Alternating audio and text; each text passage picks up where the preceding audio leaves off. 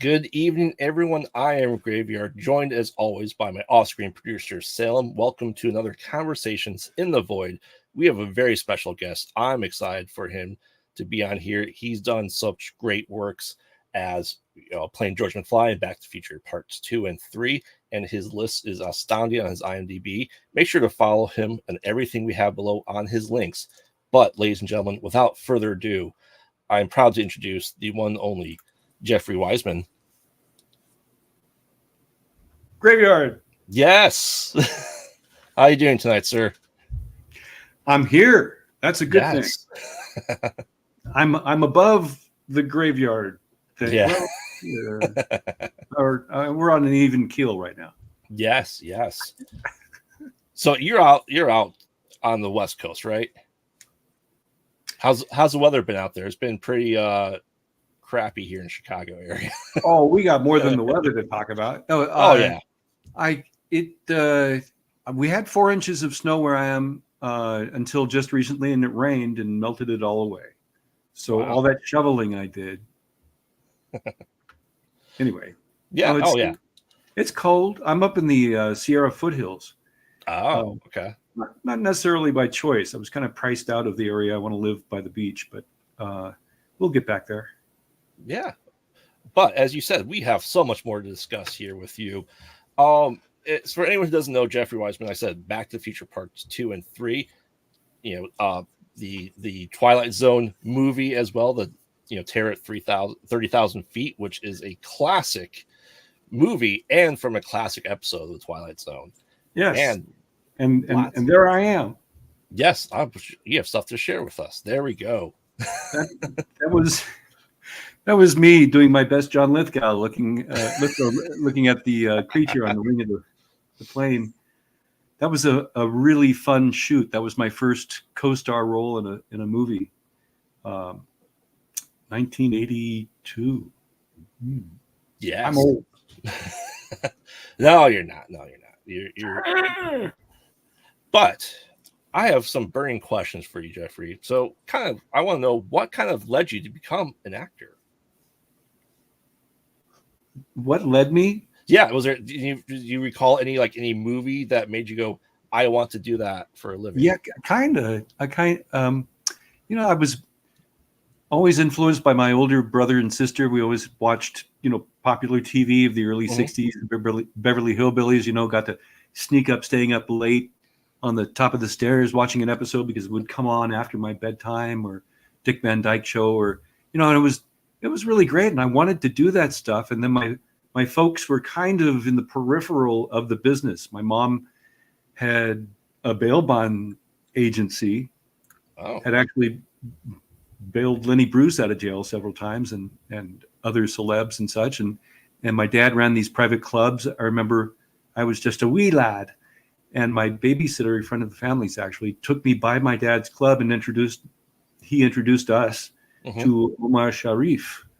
And I watched my babysitter kind of get weak in the knees. And later on, in fact, just after meeting him, we went and saw him on the big screen in a movie and watched her freak out again. And I was like, maybe I want to do that. And eventually it was less of being ego driven than storytelling driven. At first I was a ham bone. I was like the class clown and the clown of the family, center of attention and stuff. And I had lots of ego trainings handed out by peers and others whose parts they probably should have gotten, but because I was so assertive, the directors probably gave me roles in junior high and high school just to get me out of the way. But it became more of a focus on storytelling, of enlightenment and education. And that's why I do it. Yeah, I always like hearing how people get really into it, with stuff like that. Do you consider dive head first? Do you consider yourself a horror fan? Because I know you've been doing sci-fi and horror movies for a long portion of your career. Yeah, I really dug growing up Abbott and Costello Meet Frankenstein, and the original Dracula and the Frankenstein movies, of course, were intriguing to me. But usually I'd see them on TV because they weren't released or re-released in theaters when I was growing up. Then when I started going to see horror films in theaters, like Tales from the Crypt or Seven Faces of Dr. Lau, I think was one of the Mm-hmm. first that really influenced me. I was just amazed at what I was seeing. The Harryhausen stuff and learning that the how the effects were made and with makeup and or claymation or what have you was fascinating to me. And in junior high, I made friends with a guy who was a filmmaker, and he had a friend who was close to was it Chambers, who designed all the Planet of the Apes masks. Is that Chambers? Anyway, but my friend Tom became Rick Baker's right hand. Okay. And during junior high, we got our hands on some of those ape masks, and we started making films with those.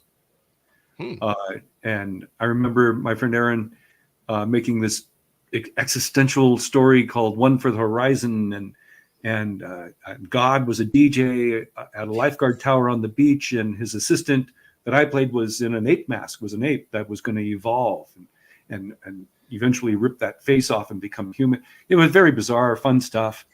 And I guess that wasn't quite horror or science fiction. It was more just bizarre.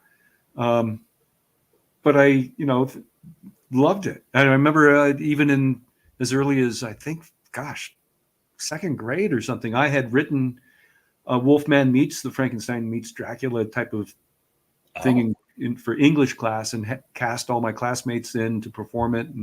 And of course, the day of the performance, I got sick and I missed it and heard everything went wrong. That one of the bystanders flipped the Wolfman, and that wasn't supposed to happen. But nonetheless, if you're going to direct, you got to show up. I learned at an early age. So yeah, in getting my training, I learned the kind of hard way. No one's going to take you seriously in the professional world unless you have a good training. So if you're looking to be an actor out there, get experience. Yes, do films, learn what's going on behind the camera, in front of the camera, but also get good training from a credible institute and have that on your resume. That way, the casting directors that are casting anything of worth will see you are taking yourself seriously. And during the process of finding my way, I would get on sets just to see what it was like. I'd visit if a TV show was shooting on location. I went and met Ephraim Zimbalist Jr. shooting the FBI, or I would meet neighbors who were acting, like Anissa Jones from Family Affair, and just whoever I could cross paths with, who I knew were in the industry. I'd try to get information from them. My folks didn't want me to become an actor. They saw how hard a life it was for the actors that they came into touch with in their jobs. But I couldn't be deterred. I wanted to do it. So on my way after high school, I joined a company that I could just get on sets with by being in crowd scenes in films like FM, I Want to Hold Your Hand, Sgt. Pepper's Lonely Hearts Club Band, The Rose, these films, which were wide releases, big budget films, but ultimately it was not fulfilling for an actor because it was doing extra work that I didn't really have any meat, any lines, any activity, any motivation, or much storytelling to do. Though it was fun, meeting Peter Frampton and the Bee Gees and hanging out with Norton Buffalo on The Rose, and or Martin Mull on FM, very funny man. But nonetheless, I eventually, set my sights to get training, and went to the American Conservatory Theater and went to university in San Francisco. And while there, fell into an opportunity through an open call, of all things, to screen test for the lead in War Games in 1982. Yeah. And the original director was Martin Brest, who had told an agent who was fresh out of the New York William Morris office that I was his favorite for that role of David in that. I tested with Ali Sheedy. The same day I tested, Dana Carvey, Eric Stoltz, Brian Backer, John Crawford. About 6 of us tested with Ali, and none of us got it. As we know, Matthew Broderick got it, and though I did land an agent because of it and moved back from the Bay Area to Los Angeles, and then finally started working because I had that screen test was a hot item. I got into a lot of casting offices, and eventually Marcy Liroff over at Fenton Feinberg brought me in to meet George Miller, Mad Max and Babe and so many wonderful film fame. This was his first Hollywood film, and he was just delighted to be in Hollywood, and so was I. And we hit it off pretty well. And so next thing I knew, I was on his set of Twilight Zone movie. Now, I personally was shocked that Spielberg decided to finish that film because of the terrible disaster on the Vic Morrow episode, the 4 months earlier. But he wanted to finish it, and George put together a fantastic ensemble. I kind of became obsessed with a few people in the cast besides John Lithgow. I became very quick friends with Donna Dixon. Okay. I was breaking up with my girlfriend at the time. I was thinking maybe I should start dating this beautiful girl from Kansas, Donna. Of course at the rap party, there she was with Dan Aykroyd. And I was like, but they're still together. And it was just fascinating to watch George Miller directing. He directs with such joy and glee. He's like this mad scientist, and he is a doctor. We had on the set, in fact, Garrett Brown, who I don't know if you know the name or not, but he was, I believe, the inventor of, or one of the early designers of the Steadicam. Okay, yeah. And here I have a picture to share. I don't know if you can see that or not. Yep. Oh, yeah. But there's Garrett. He's about 6 feet tall. And the Steadicam at that point was 65 pounds or something or more. And he's running up and down the fuselage of the airplane. And it's like amazing to see what was going on and why George Miller was so excited, because it was one of the first films where they had been able to tap the lens of the camera, and so the director could see what the camera was seeing. So it wasn't just Alan Davio, the cinematographer, looking through the lens, and maybe once in a while the director. But here now George could see on a monitor what the camera was seeing, and he was beside himself. And here in this shot, are you sharing the screen? Can you see this? Yeah. Here, George is directing Larry Cedar, who you might know from Deadwood or any number of wonderful pieces that he's acted in. Larry Cedar is playing the Gremlin, with the shot where we're going to grab hold of John Lithgow's face and squeeze it. And John was a gem of a human being to work with. Just a sweetheart of a big man with a great big talent, very giving and loving. And it was just a joy for my first co-star role to be in this ensemble with Charles Knapp and Abby Lane and Margaret Fitzgerald playing my wife, and just so many really great, fun people who wanted to be on that set and do such a great job for George, which it came out to be probably the strongest episode in that. Oh, yeah. But it's not a trilogy. What do you call it? A quadruple?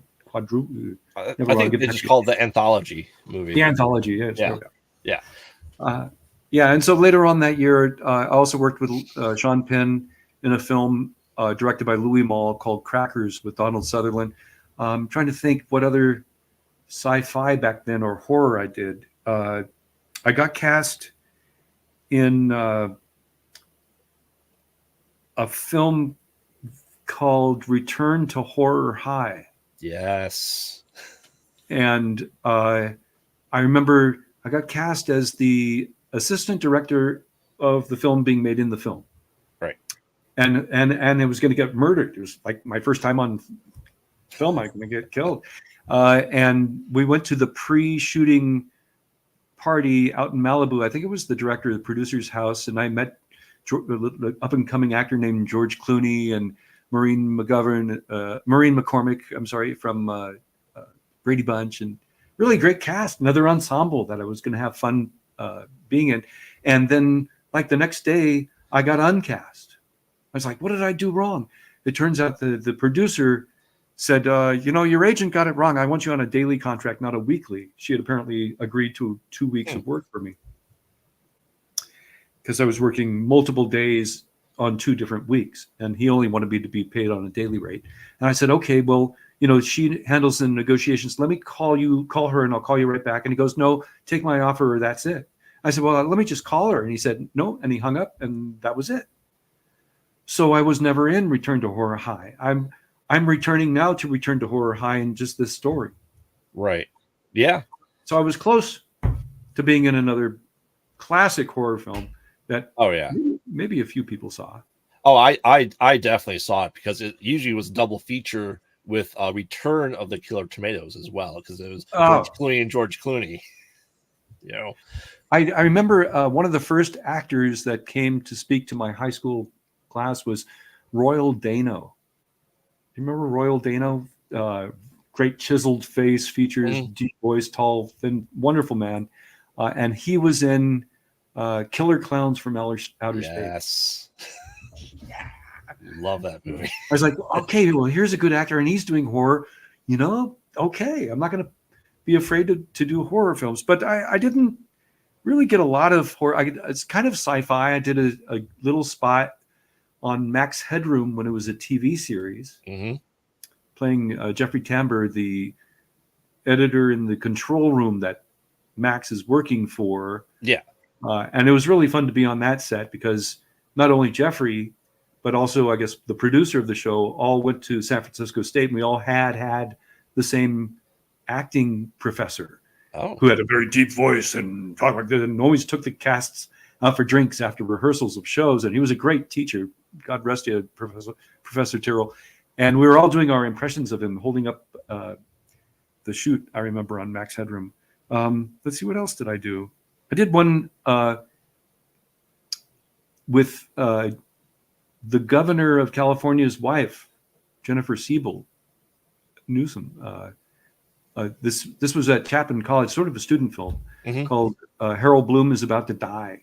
So I was like the 41-year-old virgin who I guess was it Cupid and Death have a bet that this guy can't get laid, and the Easter Bunny comes and tries to fix it all. I'm not sure. It was all manipulated. To make a long story short, I got laid. My character did, at least, and now that film has disappeared because Jen Siebel is big now, and I'm sure the Republicans want to get their hands on that. Let's see, what else did I did? I trained people in living history how to do reenactments and such.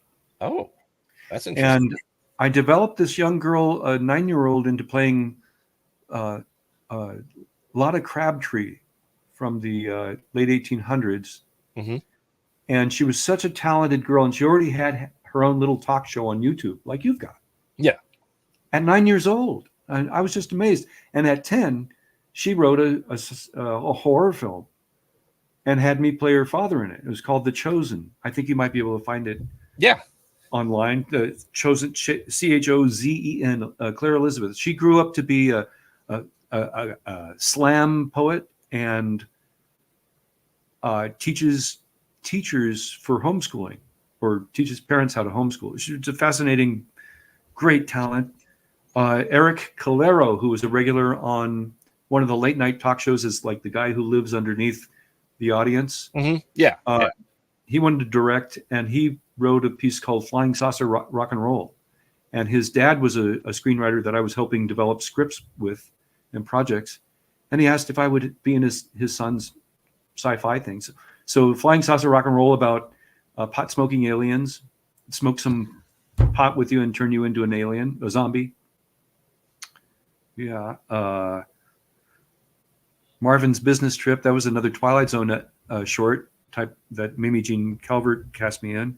Trying to think of all the, and one I did called The Traveler was very cool. I was hoping this was going to go to series because I was we did the proof of concept for this thing, and I want to show you just a clip of it, if I may. Yeah, absolutely. What I did here is trust the director. It's one of those things where you got to trust the director and hit all these spots to get something to go right. And because we only had 10 minutes to get this take of this thing, and I was like, I don't understand it, but I'm going to do it. I have to beat up my nemesis, and I'm going to appear simultaneously because my character can travel through time. So let's see how can I play this while you're looking at it. So let's see. Here we go. Make it big screen, Jeffrey. Okay, so that's a previous scene. So let's part of the demo reel. Here we go.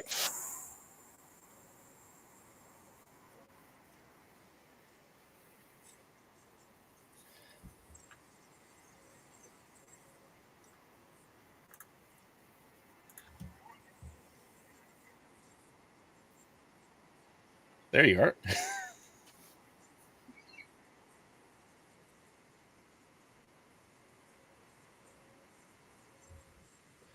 Yeah.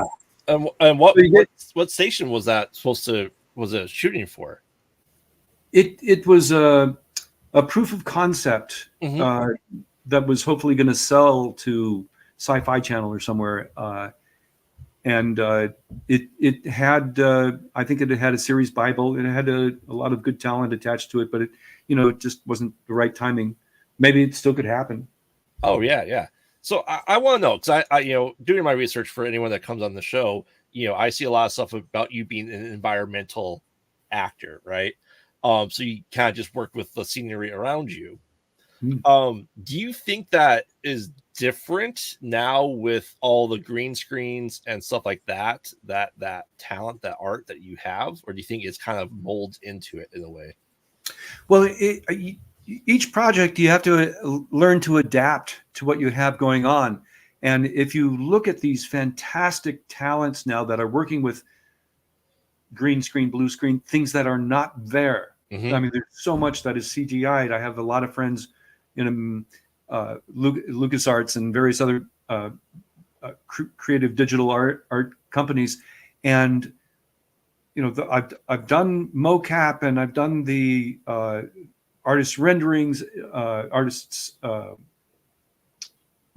modeling, so on and so forth, and it really is up to you to believe and just bring it and put it right there. Charge yourself up and stay centered. Don't let things throw you, and still act with the team. You're going to find people on the team. Sometimes it's the script supervisor, sometimes it's the AD, sometimes it's the cameraman or woman that are going to tell you you're missing your mark. Helping you out. And if it's something that's so emotionally charged, I have a lot of techniques that I use to make sure I can get there. I started studying acting, when I was young, and very kind of presentational acting, and then started working with subjective personalization techniques, started working with a method of emotional recall and sensory recall, and then using some of the Meisner repetitions and fantasy charging. There's a lot of different technique out there. Finding, as Michael Chekhov would say, the character gesture, which isn't only physical but also psychological. Finding the character's history, the scars, the things that make the character tick. There's a lot of homework to be done. My friend Dean Cundy, who is a great cinematographer who shot all the Halloween movies, all the Back to the Future movies, Death Becomes Her, I visited him on that set, and I was like, how many takes generally did Zemeckis make Meryl Streep go through on some of those shots? Right. And he said, well, Meryl always would hit it in the first take, maybe the second or the third. But Bob Z always wanted to get more. So sometimes we would have her do 10, 12 takes of something. And she would make each take slightly different. She would use a different choice for the action, for the intent, but still keep it truthful and make it work. And that's a sign of an actor who's really done their homework, who's prepared to go on with different choices to make, there's a technique called viewpoints where you use pacing, you use, like you said, environment, your clothing, the tempo, all these wonderful tools that are available to you. And that fascinates me. That's the thing. As an acting coach, I try to explain to actors who haven't found their technique yet. Dip your toe in the water in everything and see what works for you. There are coaches out there who kind of upset me, who say, this is the only way, this is the only thing you'll ever need, blah, blah. I'm like, not everyone's wired the same way. Right. And it's up to you to find what works for you. Sometimes you'll hit a wall and something won't work for you anymore. So then you just move on and find something else. I mean, do you ever see with coming from the practical world where everything was kind of there to the touch, do you think we'll ever get back to that point where people want to have the physical stuff again instead of the green screens? I had a very sad period about a month ago. 3210 Studios finally shut its doors and they auctioned off everything in it. 3210 was originally known as Kerner Optical. It's where Lucas made basically the second and third Star Wars movies with their Marin County and San Rafael. Even the Dolby Theater, where Dolby Sound was developed, all gone now because they couldn't keep it. Somehow, I thought it had landmark status, but they couldn't keep it from being off or divided up, whatever they're doing to it. And there was a big cry after those middle three Star Wars films being so CGI'd, and people were like, oh, come on, give us at least the models back. And they started getting the models back. And I don't think you're ever going to lose at least a portion of audience that want and crave, and definitely a large amount of fans that want the model work and the FX. In there's so many talented, incredibly talented and gifted puppeteers and effects makeup people. On Back to the Future 2 and 3, we had legends working on us. Leah and Tom would be on the chairs on either side of me, and we'd have Marvin Westmore, the famous Westmore makeup family, and Kenny Myers and Sonny Berman working on me of the Berman brothers, and Zoltan and his wife, who got the Academy Award for Mask. There were so many incredibly gifted artists in that field who, you look at what Rick Baker, even though he's retired, he can't stop. He just worked on David Elsey's production a year or so. Keep the gaslight burning. So I looked for that. He plays the ghoul in it, in the makeup that he designed, I think, with Mr. Elsey's applications. You can do great work with CGI, but you can't really do as good work, I think, with a great actor talent in the makeups. Right. And I've been privileged to have friends of mine do creature work now. Brian Steele, who is Robot on the new Lost in Space, and was Harry and the Henderson after the original actor. Unfortunately, Kevin passed away from the pneumonia that he got from the cold suit.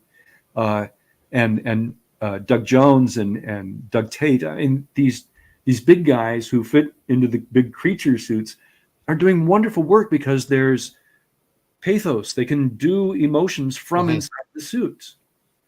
My little friend Bonnie Morgan, she can play. What's the creature that she played that came out of the TV set? It was all contorted. The Ring. Samara. Yeah. Bonnie will always work because she loves the work, and she can be a contortionist, and she can emote through makeups, and I don't think you can. Computers will be able to get some emotion, but I think you really need the eyes of the actor. You need the talent and voice, the combination. Hopefully, we can all work together. Right. I know I need the work. Now, I mean, now let's ask the question. And when you obviously were George McFly, replacement for Crispin Glover in Back to the Future Parts 2 and 3. What a Now, story! if it was made today, it probably would have been it'd been still you, but then Crispin Glover's face CG'd over you as opposed to the mask. I think the problem with that whole situation was that I was not told. First of all, I was told that Crispin had another project that had a conflict with the shoot. And then I slowly learned that he was a problem on the first film and that certain things I was doing was meant to torture him, like hanging upside down because he wouldn't hit his marks. And they had him on the ortholev because he over or under hit the marks. And then seeing the prosthetic makeup that made me look like him as 17-year-old George, at first I figured they needed him in two places at the same time. I thought Crispin was going to be there. And I even called him up. I called because we had done a film together at AFI. I called him. I said, say a good word for me. I need the work. And it wasn't until the third film came out that he told me that he didn't give his permission for the use of his life masks in those young George makeups. I was like, oh my God, what have I done? So I was kind of caught in the middle of this whole rigmarole. And yeah, they owed him. They settled. Because of his court case, they settled out of court for $750,000.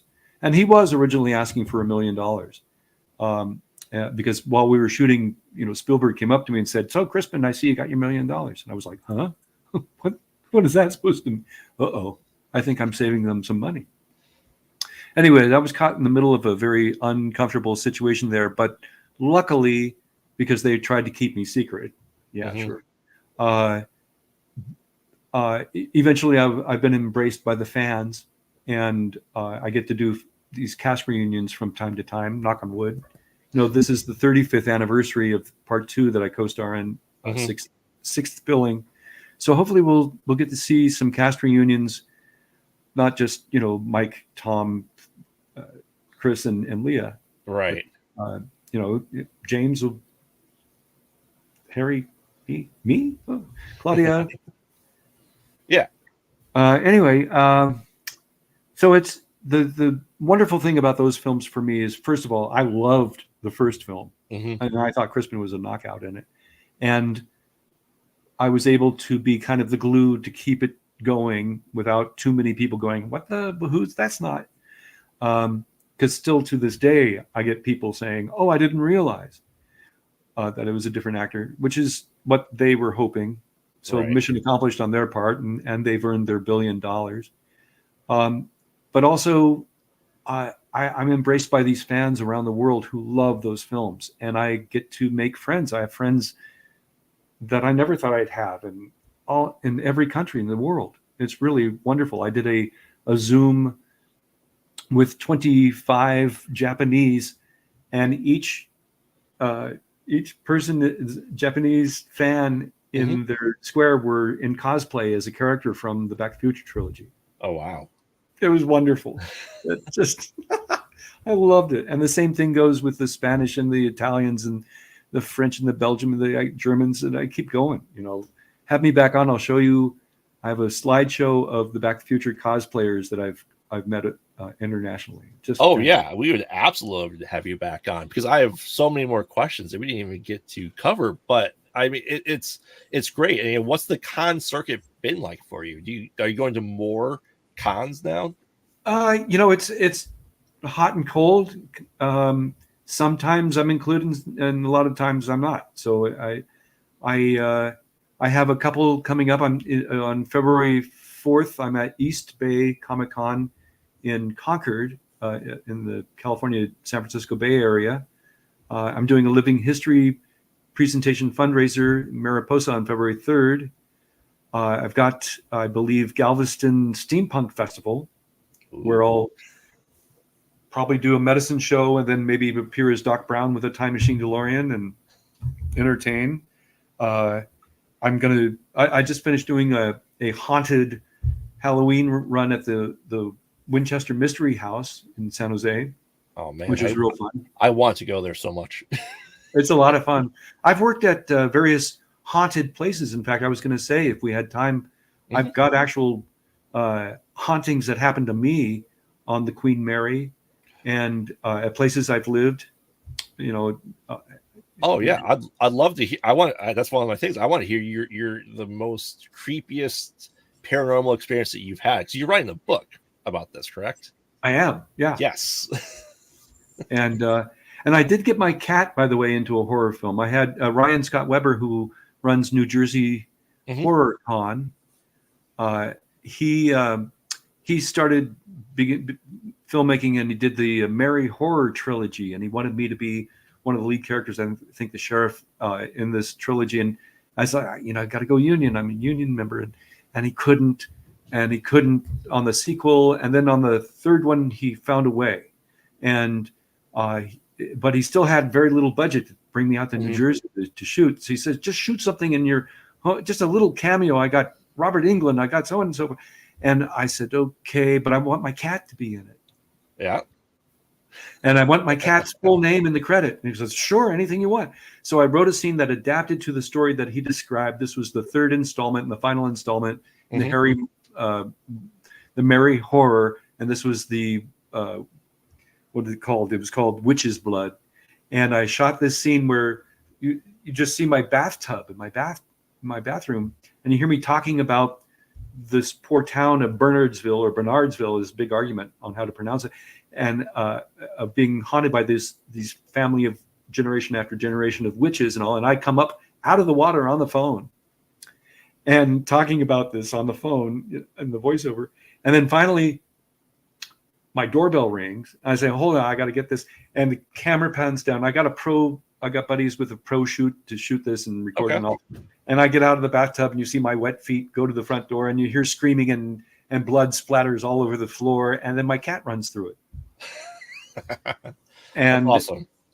My cat, he prides himself, he unfortunately the move we just did killed him, but he prided himself as being a star. He was a star. Here's a picture of him. You see, my cat was haunted. Yeah. And if you want to look him up, his name was Ramses Cat Hotep Kitty Uncommon.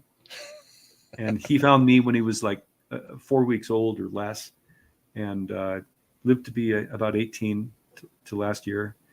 And anyway, so I also, I do stage work as well. And I'd be in my negligee if I didn't mention that I love playing Igor in Young Frankenstein, where I got to sing and dance in 12 numbers and get back on stage doing that sort of thing. Yeah, that's great. I mean, do you want to share one of your most haunted stories with us? Oh gosh, they actually started when I was a little kid. Yeah.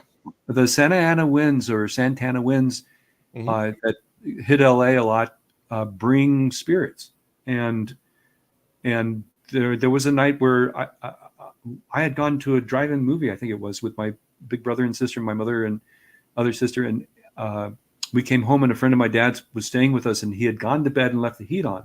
So those Santa Ana winds are hot already, so it was hot. So my brother talked my mother into letting us sleep in the backyard underneath avocado leaves. I remember falling from the trees, and this must have been about 1964. So I was probably 5 or 6 years old. And I went back in the house before rolling out my sleeping bag and climbing in, and got my traditional glass of water. And as I was going out the back office, at the window was an apparition of some moaning figure in a headdress, and it scared the crap out of me. I remember trying to scream and nothing. I couldn't get any scream out, and I felt stuck and mesmerized. And there was like this humming, moaning heat wave. It was a terrible thing for a little kid to go through. I was like, what the?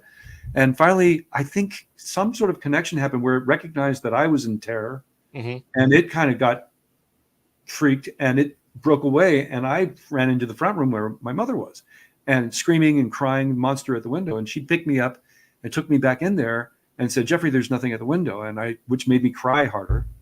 Took me into the backyard and asked my brother and sisters who were huddled down. Jeffrey said he saw something at the window. He said nothing was back there. And it was just something odd on that wind. Well, I made up stories over the years. What could this have been? I was neighborhood kids playing a trick on me. I was compelled to tell stories to make up for whatever it was. Right. And then flash forward to the early 80s. I was at my girlfriend at the time's graduation party in Santa Cruz, having drinks and conversation in the kitchen with her roommate's mother and some other friends. And her roommate's mother started talking about seeing a spirit of a Indian chief or something walk across her living room on a Santa Ana wind one night in about 1964. And she said in the newspaper the next day there had been reported sightings of some headdressed Indian chief or something walking, going through people's house. I was like, oh my God, was that what I saw at the window? I don't know. Yeah, that's creepy. So if anyone out there has any stories about seeing spirits on that Santa Ana wind, send me a note, jeffreyweissman.com. You want an autographed picture from any of my films? Remember, I was Screech's guru on Saved by the Bell. I've got pictures of that. And Scarecrow and Mrs. King. What other shows? Anyway, really thank you a lot for having me on. The ghost stories from the Queen Mary are very involved, and so have me back on and I'll tell you. We'll definitely have to have you back on because I want to hear all about that stuff because I'm interested in that. I'm trying to start doing a TV show. I've been in a couple of small independent horror movies myself now too. So I'm excited to hear all your stories about all this stuff because I love getting into this field and doing everything like that. Talk to my agent. Yes, absolutely. Absolutely. So before we go, any advice for anyone getting into the field, whether it's directing, teaching, acting, anything like that? Well, if you're getting into it for the money, if you're getting into it for the celebrity or fame, that's not the right reason. Don't. And it's a horrible way to try to make a living if you want to raise a family. Mm-hmm. But if you have to do it, if it's in your bones, just do your best to get top training. It never ends. You're always taking workshops. I'm always practicing my singing and movement and working on my stage combat, or I'm always working on something. Mm-hmm.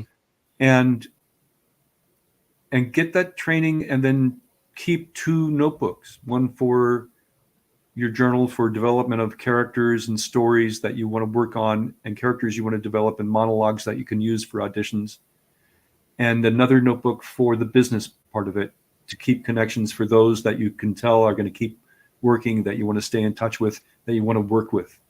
And it's hard work, but the ones that I see that make it, they kind of have blinders on and do just what I said. They're always at it. And don't be an asshole. Yeah. Awesome. That is great advice. So you ready for your random horror movie trivia question? Anthony Perkins. This 1931 movie features the classic line, "It's alive, it's alive." 1931. Mm-hmm. And did the ingenue get a grapefruit in her face in Public Enemy? I don't know. The actress who, it's Frankenstein, no doubt. Yes. I as soon as you said you were talking about all the classic Universal monsters, like this is the top card that was there. I'm like, that's perfect. It was. And actually, I got to meet her. Please tell me her name. Because I'm brain dead right now. If I look up Public Enemy, I don't remember her name. And with with with James Cagney and Jean Yeah. Harlow. Her name, Mae Clark. Yes. I met Mae Clark. Oh, wow. At the Motion Picture Home. She was a feisty gal, and she was still riding her bike around. She had just gotten a residual from a TV movie that was less than the price of the postage, and she said, "I'm going to send this back to the Screen Actors Guild. How were they wasting money?" Blah blah. She was feisty, and I brought up, of course, Public Enemy, because the famous James Cagney shoving, was it William Wyler? Who was the director of that? They didn't tell her that she was going to get that grapefruit in the face, and she was still pissed. Wow. Oh, Mae Clark, she was feisty. She was wonderful, and that's also one of the gifts of this career. In between TV and film work, I fell into playing characters for Universal Studios on the tour, and I played Stanley Laurel and Groucho Marx and Charlie Chaplin. Oh, wow. And Dr. Frankenstein, and they even asked me when they were going to put Beetlejuice in the park if I'd do that. I said, I want extra for all that makeup every day. And no, we're not going to pay you an extra. I was like, I'm not going to do it. Anyway, I would sometimes be brought to the Motion Picture Home, and I'd meet these legends. I met Anita Garvin, who played Stanley Laurel's wife in over a half dozen films, and was a great comedian in her own right. Hal Roach put her together with Thelma Todd and then Zazu Pitts as the female version of Laurel and Hardy. Or was it Patsy Kelly and Anita Garvin? Anyway, I've met Stanley Laurel's daughter. We became friends, Lois Laurel, and Buster Keaton's widow, Eleanor Keaton, showed me how she used to fold his hats to make the pork pie hats out of Stetsons. Yeah. Just very, very rewarding in that I've been able to rub elbows, at least, or meet legends, in addition to being lucky enough to work with some lovely, incredible talents on camera. So and that's what thrills me about this career. I make no money, but I'm happy. Thank you. So before we sign off here, where can people find you on all social media? I'm right here. On X, formerly Twitter, I'm at Jeff Weissman, Weissman. On Instagram, I'm at Jeffrey J. Weissman. On Facebook, I have a fan page at Jeffrey Weissman Actor. My personal page is, they have a 5,000 limit. I was up to almost 7,000 friends, and one morning I woke up and I only had 5. I went, where did 2,000 of my friends go? Thank you, Zuckerberg. Yeah, I got a finger for you. And then I've got my IMDb. Look me up. It helps my rating, and that makes, I think, people want to hire me more. Yeah. And JeffreyWeissman.com. I am currently designing a new website, but you can still email me from the homepage. I'm going to have a new store and new things I'm going to share all the time, like this. Yes. And when is your book coming out? Is it already out, or is it coming out? No, I'm editing. I've got too many words. I've got 130,000 words that I'm trying to edit down to 100. Oh, well, maybe just have to split into 2. There you go. No, actually, it may end up being a couple books, because there's a lot of, almost too much going on, and but I'm working on it. Awesome. So thank you, Jeffrey, for coming on. For everyone else watching right now, I am Graveyard. You can find me on all social media at Pod Out at Night, and you can see all the new horror films, shorts, and features and trailers we're producing at Horror-Raven, and make sure to check everything out. So thank you once again, Jeffrey Weissman, for coming on. It was an absolute blast. Thank you, Graveyard. Hope you come on again at some point. Love to have you back. Yeah, I'll tell you about the other horror films I didn't mention, like We Missed You, Pete, and others. Sounds good.